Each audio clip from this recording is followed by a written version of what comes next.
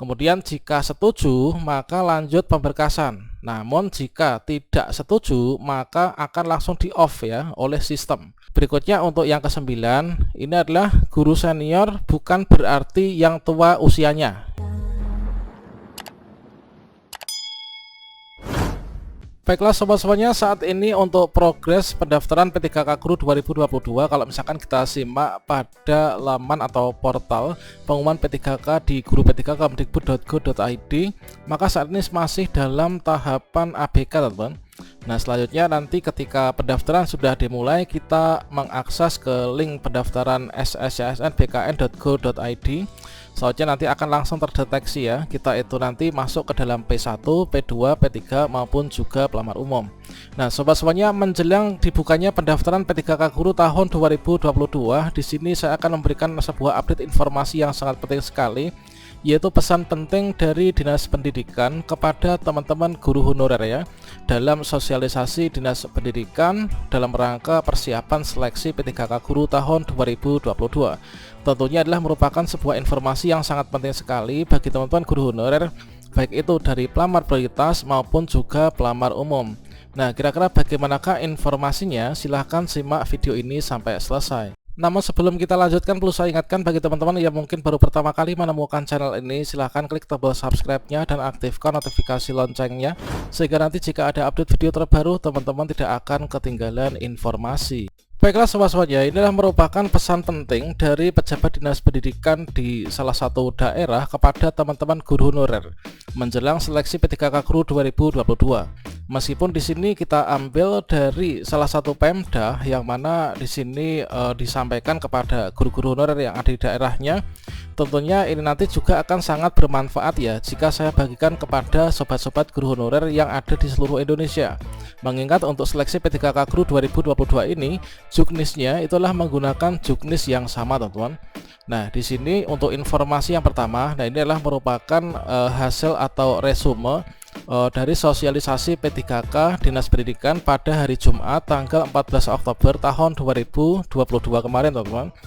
Yang mana di sini yang pertama, inilah yang disampaikan oleh Bapak Kepala Dinas Pendidikan, inilah bahwasanya menyampaikan pesan penting yang pertama, yang mana di sini disampaikan bahwa yaitu tidak ada yang bisa menjanjikan teman-teman. Jadi tidak ada siapapun, pejabat atau siapa, tidak ada yang bisa menjanjikan untuk kelulusan P3K 2022. Nah semua itu tergantung dari sistem ya, dan hasil penilaian observer ini secara online. Maka teman-teman nanti jangan sampai percaya ya jika ada pihak-pihak yang menawarkan bisa meluluskan P3K di 2022 ini. Nah sobat-sobatnya, inilah merupakan pesan penting yang pertama dari Bapak Kepala Dinas Pendidikan, bahwasanya yang bisa meluluskan kita inilah usaha kita sendiri, dan juga jangan lupa berdoa serta nanti ditentukan oleh sistem ya teman-teman. Jadi nanti akan langsung otomatis di sana. Jadi jangan sampai teman-teman percaya jika ada oknum atau orang yang menjanjikan untuk bisa meluluskan dalam seleksi P3K 2022 ini teman-teman. Nah kemudian untuk pesan yang kedua teman-teman, nah di sini sampaikan bahwa ada 3.942 formasi P3K 2022 untuk Kabupaten Bojonegoro. Nah kalau misalkan kita simak dari hasil ini kemungkinan besar adalah merupakan hasil sosialisasi dari Dinas Pendidikan di Bojonegoro teman-teman. Nah di sini ada 3.942 formasi P3K 2022 untuk Kabupaten Bojonegoro. Nah sedang data GTT untuk SD dan juga SMP yang masuk Dapodik itu kisaran ada 3.000 ya. Maka semoga GTT ini bisa diangkat semua di seleksi P3K Guru tahun 2022. Jadi di sana itu ada formasinya 3.942, kemudian untuk guru yang masuk di sini data GTT-nya ada 3.000. Nah ini adalah nanti masih ada surplus 942. Semoga saja nanti di daerah teman-teman, daerah lain ini juga mengalami hal yang serupa ya, yang mana untuk formasi lebih banyak daripada guru yang ada di sana. Nah kemudian untuk pesan yang ketiga teman-teman, yaitu di sini sampaikan bahwa untuk GTT PAUD, nah GTT PAUD yang ada di Dapodik ini bisa menjadi pelamar P4 ya, atau pelamar umum jika ijazahnya yang dimiliki itu adalah linear dengan mapel SD.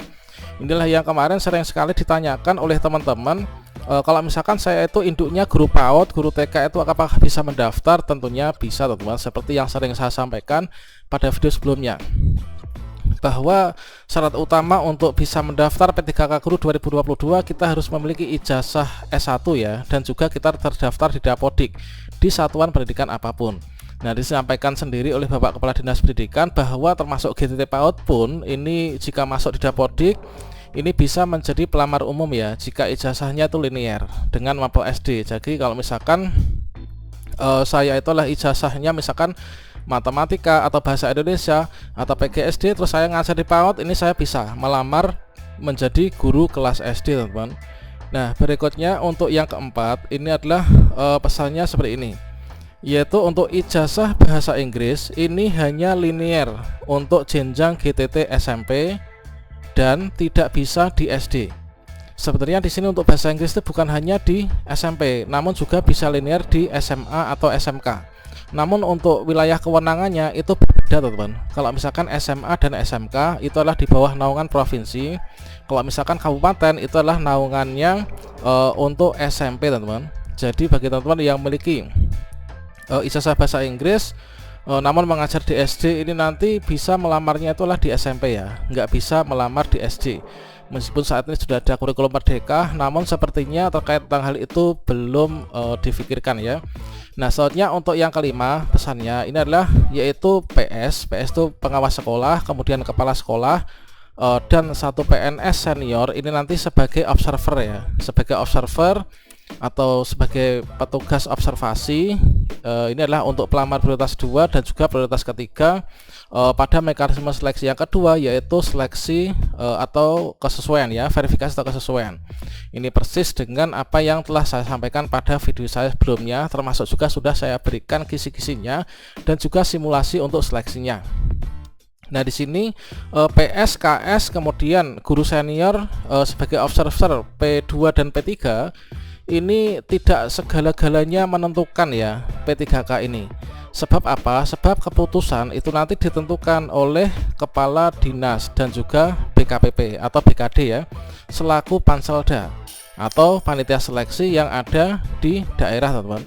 Nah, berikutnya untuk informasi yang keenam ini adalah jika nilai observer ini terlalu rendah atau terlalu tinggi kepada GTT pelamar P3K 2022, ini nanti akan diintervensi ya oleh Panselda. Jadi nanti tentunya juga setelah dari observer, baik itu kepala sekolah, pengawas, atau mungkin juga guru senior lewat akunnya masing-masing itu mungkin memberikan nilai yang terlalu tinggi atau terlalu rendah, dan nanti akan diverifikasi ya, diverifikasi oleh verifikator yaitu Panselda. Panselda itu siapa? Yaitu Dinas Pendidikan dan juga BKD teman-teman. Nah, selanjutnya untuk yang ketujuh. Nah, untuk yang ketujuh ini adalah teman-teman jangan mengajukan mutasi guru ya teman-teman. Ini pesan Dinas Pendidikan, yaitu jangan mengajukan mutasi guru. Sebab apa? Sebab dinas ini harus menyelesaikan P3K 2022 ini di tempat tugasnya masing-masing, sehingga nantinya diketahui benar-benar ya formatting guru di suatu lembaga. Setelah formasi guru di lembaga itu diketahui setelah P3K ditempatkan, ini baru dilakukan pemerataan guru.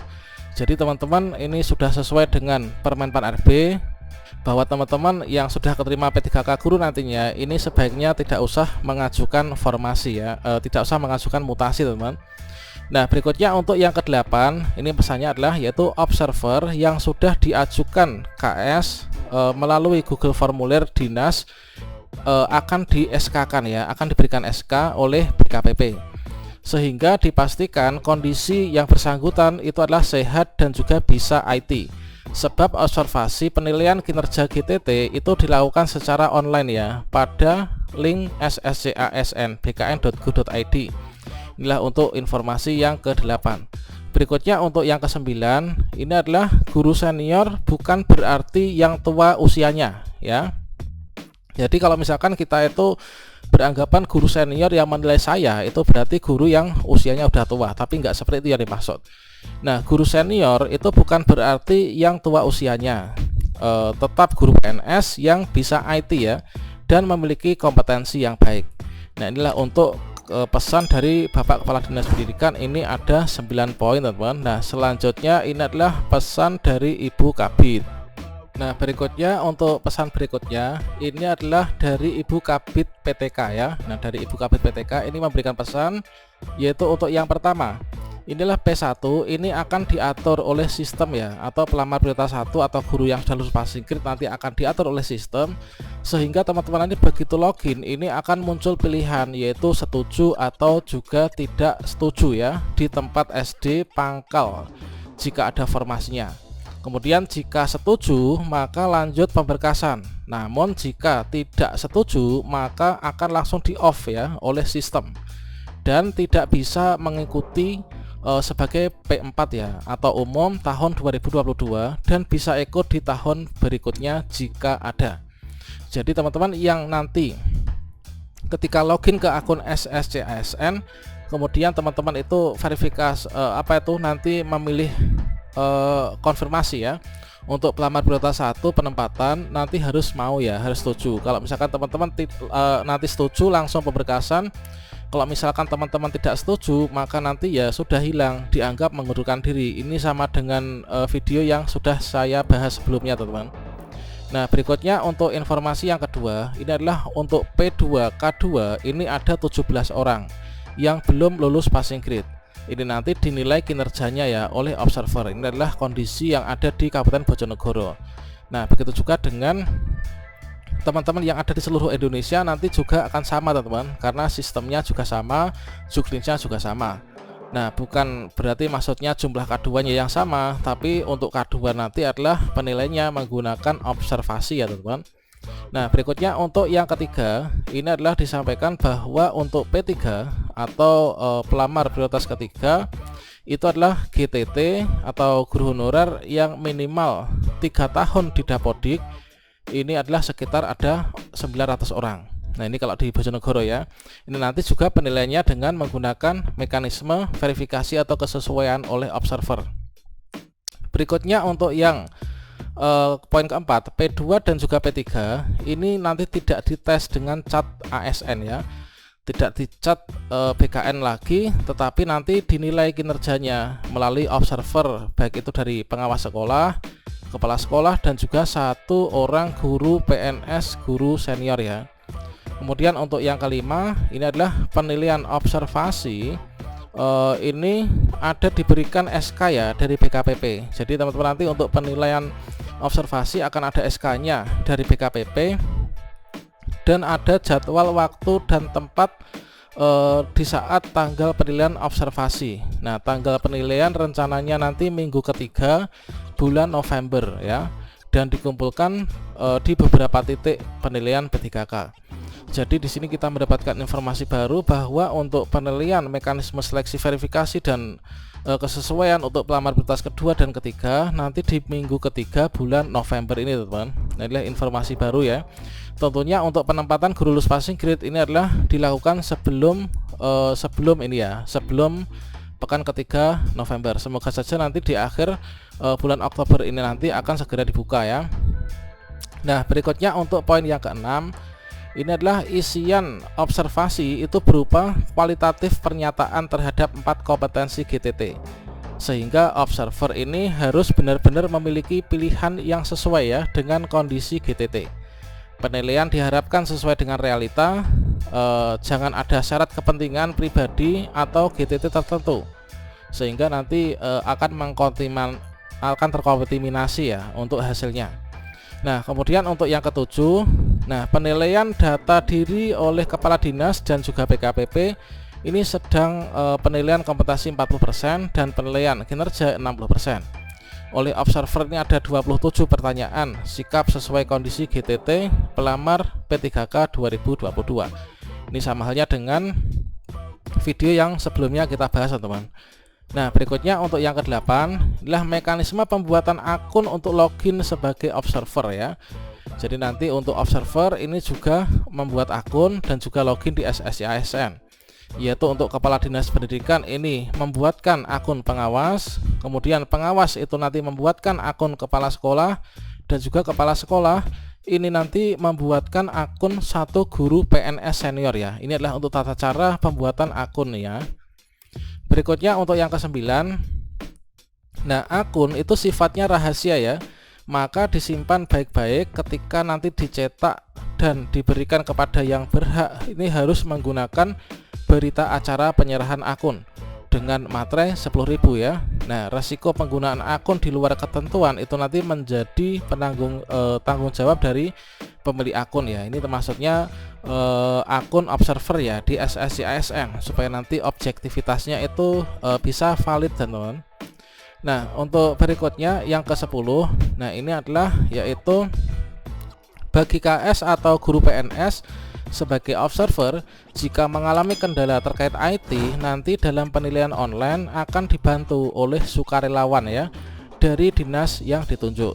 Jadi kalau misalkan KS atau guru senior sebagai observer P3K ini, nanti jika kesulitan nggak bisa, ini nanti akan dibantu oleh tim dari dinas pendidikan tentunya yang ditunjuk, dan tentunya nanti juga akan menggunakan berita acara yang nanti untuk menjamin kualitas ya dari penilaian ini. Nah, kemudian yang terakhir yang ke-11 ini adalah sosialisasi P3K nanti akan dilaksanakan dinas di 4 titik ya, yaitu Timur, Tengah, Selatan, dan Barat. Pesertanya 120 yang ditentukan oleh koordinator tiap wilayah, dan jadwal ini nanti pelaksanaan menyusul. Inilah teman-teman salah satu pesan dari Dinas Pendidikan di salah satu daerah. Nah, ini kita bagikan, semoga saja nanti teman-teman sobat guru honor di seluruh Indonesia nanti bisa memetik untuk manfaat dari pesan ini. Nah, semoga nanti teman-teman lulus semua ya dalam seleksi P3K Guru 2022 ini. Demikian, semoga bermanfaat. Wassalamualaikum warahmatullahi wabarakatuh.